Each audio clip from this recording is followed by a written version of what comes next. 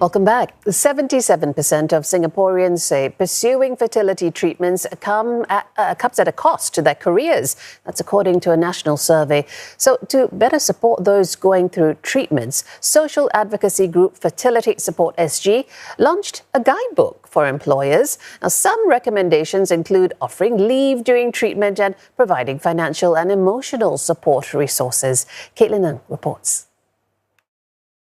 8 years ago, Rafida began IVF treatment, balancing a demanding role with the emotional and physical toll. What helped, she says, was the support she got from her bosses. They didn't ask much questions, they didn't question my life's priorities. The second bit was the flexibility that they gave me. And these were little flexibilities that were beyond the normal HR protocols, but it really helped a lot because I felt like they trusted me that I would get the job done.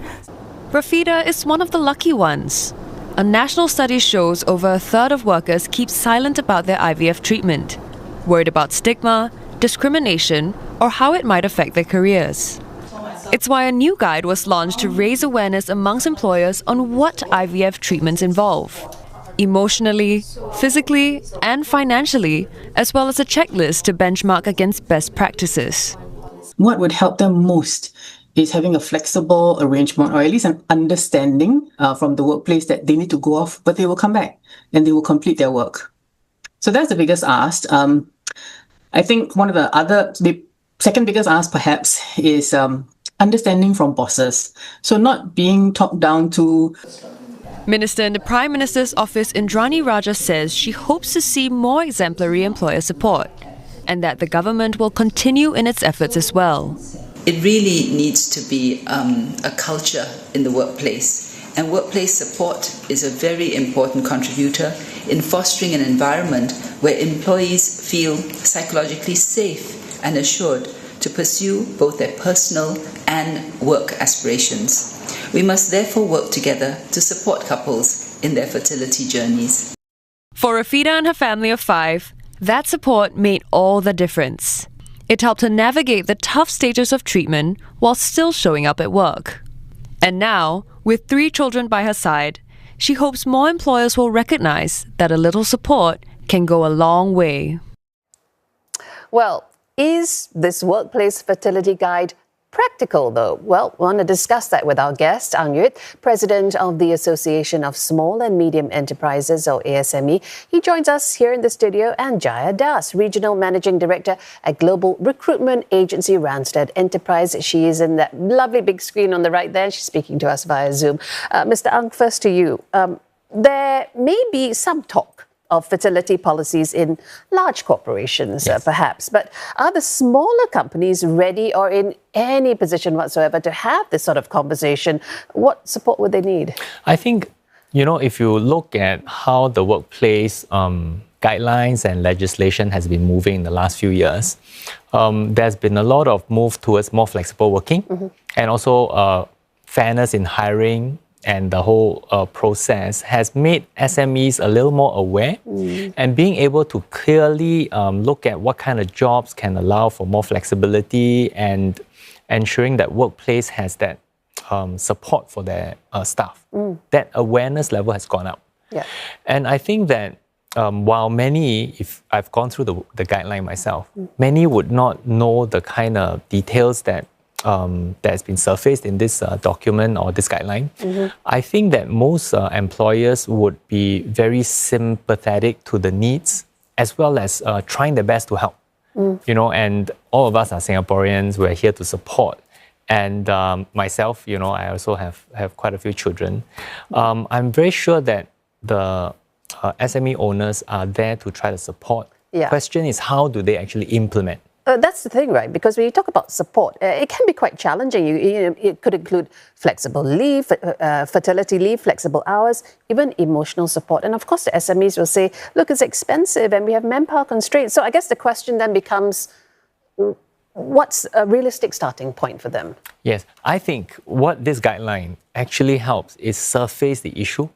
And if you think and you look at the question and cases that were cited, some are cases, and very often it's the employee being concerned and worried about bringing this up. So I think this guideline really allows for both sides to have an open discourse, and it encourages that discourse. And because if you look at a typical situation, there's a huge variability from maybe not so much impact because you don't get affected so much to great degree of impact. So it varies from individual to individual. And having that conversation and allowing that conversation starter to happen, I think is great. Okay, so it is a conversation starter. But Ms. Das, we have heard in the past of maternity, paternity, parental leave, but, it's the first time we're hearing things like support for IVF treatment itself. Why do you think that gap still exists, for one? And are you hearing of more young people asking for it? I think, first of all, historically, there's been a stigma around the topic. And it's such a difficult process for people to go through in couples. And it varies in its complexity and difficulty depending how many rounds of it you go through, what health challenges, how late you are in your stage of trying to get pregnant and so on. So most people shy away from sharing this, but are also very concerned on the impact it would have in its workplace and how it might negatively affect them in how others view them in their ability to contribute. So I think there's a lack of education around it for those who haven't gone through, and really a lack of understanding of what the workplace environment should be to kind of support people who are going through. If you look at welfare and benefits, it has evolved significantly in the last decade, and that is to match exactly where employees are. And you have to have that evolve to match what modern day life looks like. So if you would think about what it would have been 50 years ago, optical and dental benefits may not have been there if you think of simplistic healthcare. Over the years, that has now you have TCM inside it. You might even have counseling capability, so on and so forth. So it's just an evolution of needs of society. You bring up a very good point there. So if they decide they can support fertility, and hopefully it encourages employee retention, employee engagement, perhaps even better mental health and productivity. These are costs that companies can't afford to overlook, right? So if you look at it as the brass tacks, what will typically happen in any company is, apart from your gross salary and the statutory obligations that go with that, companies will always have a number in how they index the component of the benefits. Now, it's not something you cash in, whether it's your leave or the benefits that you can get for healthcare and all other elements. And these days, flexi benefits have become more and more common. So what flexi benefits basically mean is that you have a certain monetary value that you perhaps can chop and change in how you use it. Right. So the more companies are moving in that direction, an employee perhaps could choose and say, could I rechannel some of my funds? For example, what you put away for me for something for medical benefits, could I reuse in my benefit for IVF treatments instead? So it really becomes a dialogue on how companies evolve in the way they support financially, but more importantly, the holistic view of what benefits and support look like for employees. Yeah, good. I understand that. Ms. Dang, back to you. We heard Rafida's husband just now, and he was saying, hey, maybe you should extend such support to partners of those undergoing the treatment as well. Are employers receptive to supporting both halves of this equation here?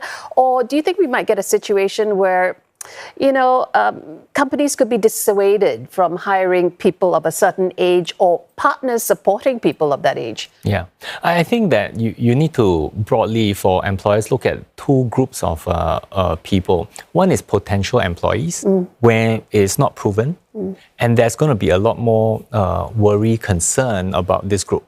Right, and the other group is are those that have proven themselves.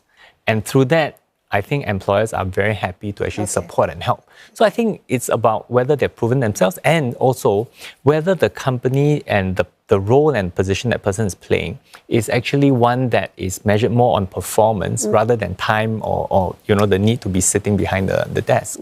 You bring up a very good point. Ms. Das, I want to also talk to you about the nature of fertility journeys. Look, it's not a straight line, right? There are steep biological pressures, unpredictable treatment schedules as well. So what does it mean for companies when they're trying to structure work and measure performance, as Mr. Ang was alluding to? I think when you look at an employee's journey with the company, particularly when they're tenured, they're going to go through stages of their life where perhaps there are other elements in their personal life that are consuming, that are overwhelming, and they will need some kind of understanding and work structure that supports them through it. It could be that you are, taking care of elderly at home. It could be going through personal health challenges. It could be taking your kids through an education phase. Any one of those number of issues would always mean that when an employee is tenured in a company, they will be in a position where they are dealing with both work-life challenges. So this is really an open dialogue of what it means. Now, if you're in a very high-pressure job or it's requiring you to be present all the time, and you can't be so outcome-driven, but more it's about the presence, then what that requires is actually an open conversation with the company to see what are the options there that you could explore. Could you work part-time hours? Could you go into flexi hours? Could you perhaps reduce the number of days you work?